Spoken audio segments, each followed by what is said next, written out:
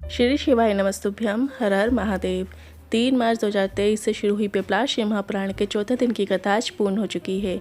ये कथा गुरुजी पंडित प्रदीप मिश्रा जी के द्वारा इंदौर से लगभग 29 किलोमीटर दूर बेटमा में बांची जा रही है। आज गुरुजी ने 15 साल से ठीक नहीं हुए त्वचा रोग वाला उपाय पत्र के माध्यम से करके बताया है, जिसमें त्वचा रोग में लाल पीले चंदन वाला उपाय करना होता है। ये उपाय कब और कैसे करना है उसकी जानकारी भी आपको इसी वीडियो के द्वारा मिल जाएगी। आज गुरुजी ने नारियों को मांग भरते समय और मंगलसूत्र पहनते समय कौन कौन सी सावधानियां बरतनी चाहिए उसकी जानकारी भी दी है। साथ ही गुरुजी ने 14 मार्च से 20 मार्च तक होने वाली कथा का पूरा एड्रेस बताया है, जिसकी जानकारी आपको इसी वीडियो में देने वाले हैं। साथ ही गुरुजी की जो आगामी कथाएं हैं मार्च, अप्रैल, मई, जून, ये कथाएं कब और कहाँ होंगी उसकी भी जानकारी दे दी है, ताकि आप अफवाहों से बचें और सही कथा की जानकारी प्राप्त कर सकें। आज की कथा में गुरुजी ने 16 उपाय पत्र उपयोगी जानकारी दी है। सभी की जानकारी आपको इस वीडियो के माध्यम से देंगे। अगर किसी कारणवश आपने आज की कथा नहीं सुनी है तो पूरी कथा का रास्ता आपको इस छोटे से वीडियो से प्राप्त हो जाएगा। तो बढ़ते हैं आज की कथा की पहली जानकारी की ओर। गुरुजी ने कहा, अगर आप कोई तीर्थ नहीं जा पाते, ना ही आप अपने घर के नज़दीक के मंदिर जा पाते हैं, पर अगर भूलवश भी अगर आप शिव महापुराण कथा में आकर बैठ जाते हैं और पूरी श्रद्धा से श्रवण कर लेते हैं तो आपको मंदिर जाने का और तीर्थ में जाने का पुण्य प्राप्त हो जाता है। बढ़ते हैं आज की कथा की दूसरी जानकारी की ओर। बबीता जी ने पत्र के माध्यम से गुरुजी से प्रश्न किया कि शिव महापुराण की कथा करवाने के बाद या सुनने के बाद 12 ज्योतिर्लिंग में से एक ज्योतिर्लिंग जाने की जरूरत है क्या? तो उनके प्रश्न का एक ही उत्तर है, जो शिव महापुराण की कथा सुन लेता है, जो शिव महापुराण की कथा में भूलवश आकर भी बैठ जाता है, तो उसे ज्योतिर्लिंग जाने की जरूरत नहीं पड़ती, बल्कि उससे 12 ज्योतिर्लिंग कृपा करना शुरू कर देते हैं। बढ़ते हैं आज की कथा की तीसरी जानकारी की ओर। गुरुजी ने कहा, जिस प्रकार महादेव ने जहर को अपने कंठ पर धारण किया था, उसे न बाहर निकाला जा सकता था और न ही उदर में लिया जा सकता था, उसी तरह आज के भाइयों और बहनों को भी चाहिए कि जीवन में कुछ चीजें हमें अपने अंदर कंठ में रख लेना चाहिए। कुछ शब्दों को बाहर नहीं निकालना चाहिए। किसी ने अपशब्द भी कह दिया, आपने पलट के अपशब्द कह दिया, उसमें श्रेष्ठता नहीं है। हमें दूसरे में अवगुण दोष देखने से पहले हमें अपने अंदर अवगुण और दोष देखने की जरूरत है। बढ़ते हैं आज की कथा की चौथी जानकारी की ओर। ना सास को बहू को सिखाने की जरूरत है, ना बहू को सास को कुछ सिखाने की जरूरत है, बल्कि दोनों अपने अंदर स्वयं को सुधारने की जरूरत है। अपने अंदर शीतलता लाने की जरूरत है, जिससे घर में सुख शांति देखने को मिल सकती है। बढ़ते हैं आज की कथा की पांचवी जानकारी की ओर। भजन करने वाले को भगवान ढूंढ लेता है। जिसने जीवन में एक लोटा जल भी चढ़ाया है, उसे ढूंढते ढूंढते महादेव उसके पास तक पहुंच ही जाते हैं, ये निश्चित है। बढ़ते हैं आज की कथा की छठवीं जानकारी की ओर। चिंटू जी बेटमा इंदौर से पत्र लेकर आई। 2007 में मुझे बेटा हुआ। डॉक्टर ने कहा ब्लड लगेगा, पर वह ब्लड दूसरा चढ़ गया और मुझे सोराइसिस की बीमारी हो गई। इंदौर, रतलाम, नीमच कितने डॉक्टर को दिखा दिया, पर बीमारी ठीक नहीं हो रही थी। लोग मुझसे नफरत करने लगे थे क्योंकि शरीर में चमड़ी गिरती थी। इलाज कराते कराते 2007 से 2020 आ गया। फिर किसी ने आपकी कथा सुनने को कहा और 1 लोटा जल का महत्व बताया, तो मैं रोज 1 लोटा जल चढ़ाने जाने लगी, पर आराम नहीं मिला। फिर किसी ने लाल चंदन वाला उपाय बताया, जिसमें लाल चंदन को माता अशोक सुंदरी के स्थान पर लगाया जाता है, जिसमें लाल चंदन को पीले चंदन के साथ कलश में डालकर वो जल माता अशोक सुंदरी के स्थान पर अर्पित करना होता है और जलाधारी से नीचे आ रहे जल को प्राप्त करके घर लाकर उस जल से स्नान करना होता है और साथ में साफ जल चढ़ाकर उस जल का आचमन करने को कहा। मैंने ऐसा ही किया। ये उपाय आपने सोमवार की अष्टमी को करने को कहा था, जो हमने सोमवार की अष्टमी को ही किया और मेरी 15 साल पुरानी बीमारी 15 दिन में ठीक हो गई। उसी का आभार व्यक्त करने कथा पंडाल में आई हूँ। बढ़ते हैं आज की कथा की 7वीं जानकारी की ओर। मछली को जल प्रिय होता है, पक्षी को वायु प्रिय होती है और महादेव को आपका 1 लोटा जल प्रिय होता है, जिसमें आपका पैसा नहीं लगता है। गुरुजी ने कहा, आज तक हमने कोई भी पूजन या नियम ऐसा नहीं बताया जिसमें आपको पैसा लगता हो या कुछ खर्चा होता हो। हम तो सिर्फ बेलपत्र, शमी पत्र, काली मिर्च, काली तिल अर्पित करने को कहते हैं और ये सबका वर्णन आपको गीता प्रेस के शिव महापुराण और कई पुराणों में पढ़ने को मिल जाएगा। बढ़ते हैं आज की कथा की 8वीं जानकारी की ओर। नैना रुपेश जी पत्र लेकर आए। मेरे पेट में दर्द था और जांच से पता चला मेरे पेट में पथरी है और बच्चेदानी में गांठ थी। डॉक्टर से इलाज कराया पर कोई आराम नहीं मिला। डॉक्टर ने कह दिया ये गठान दूसरी भी हो सकती थी। मेरे माता पिता आपकी कथा टीवी में सुनी थी, कभी आपको देखा नहीं था और मुझे 1 लोटा जल और बेलपत्र वाला उपाय बताया और मैं रोज 1 लोटा जल चढ़ाती और बेलपत्र चढ़ाती और जल और बेलपत्र का आचमन करती। ऐसा निरंतर करते रहे। कुछ दिन बाद चेकअप कराया तो डॉक्टर ने बताया गठान गल चुकी है और पथरी निकल गई है। उसी का आभार व्यक्त करने कथा पांडाल में आई हूँ। बढ़ते हैं आज की कथा की 9वीं जानकारी की ओर।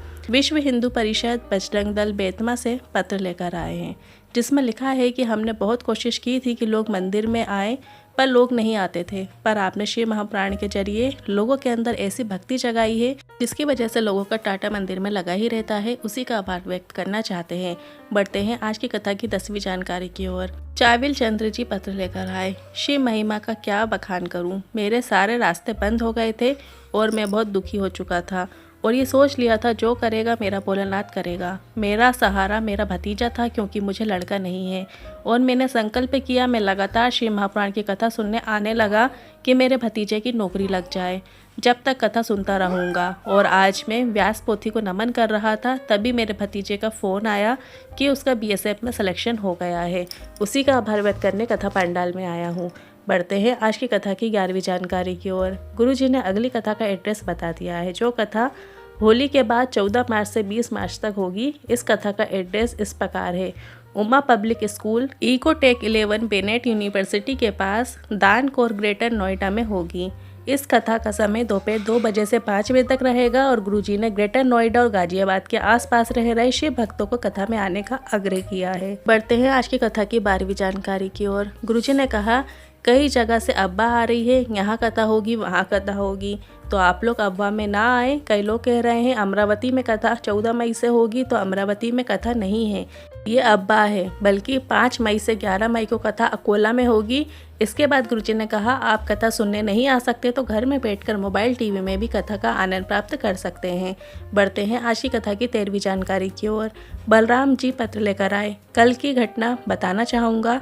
कल आरती के समय मुझे फ़ोन आया कि गेहूं के खेत में शॉर्ट सर्किट होने की वजह से आग लग गई। फायर ब्रिगेड को भी फ़ोन लगाया पर उसे आने में भी समय लगेगा ऐसा पता चला। अब मैं क्या करता, यहीं कथा पंडाल में मिट्टी को नमन करते हुए बाबा से निवेदन किया कि आप ही कुछ करो। इसके बाद 4 लोग वहां खजूर के पेड़ से आग बुझाने का प्रयास कर रहे थे, पर हवा इतनी तेज चल रही थी कि आग रोक पाना मुश्किल था।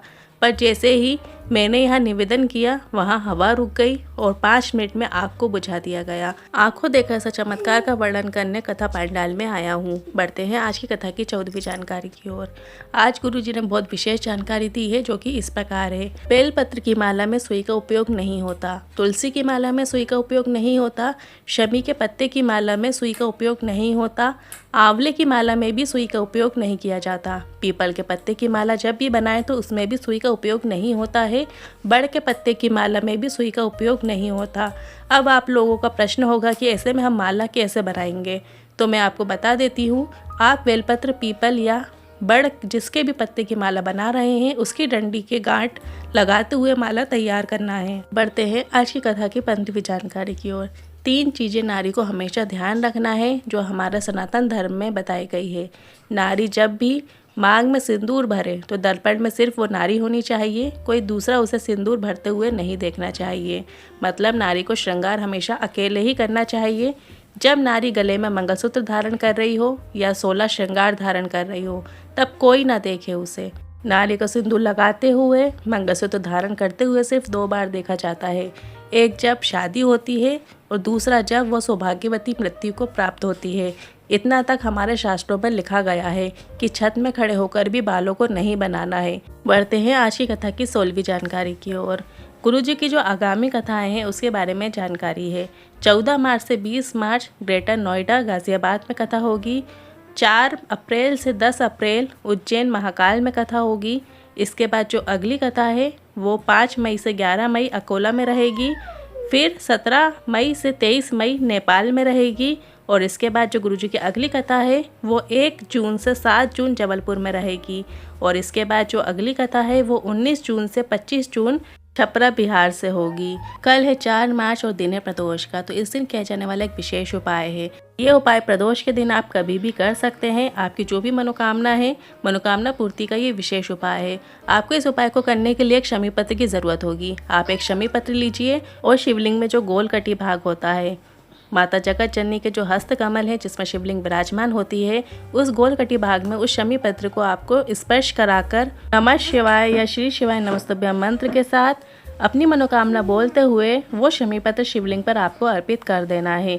बस आपको इतना ही करना है। ये उपाय कल आप प्रदोष काल में, सुबह के समय, शाम के समय कभी भी कर सकते हैं। उपायों को लेकर मन में कोई सवाल है, क्वेश्चन है तो आप कमेंट बॉक्स के जरिए पूछ सकते हैं। यदि मेरे द्वारा दी गई जानकारी आपको थोड़ी भी उपयोगी लगी हो तो वीडियो को लाइक करके कमेंट बॉक्स में हर हर महादेव जरूर टाइप कीजिएगा। श्री शिवाय नमस्तुभ्यम।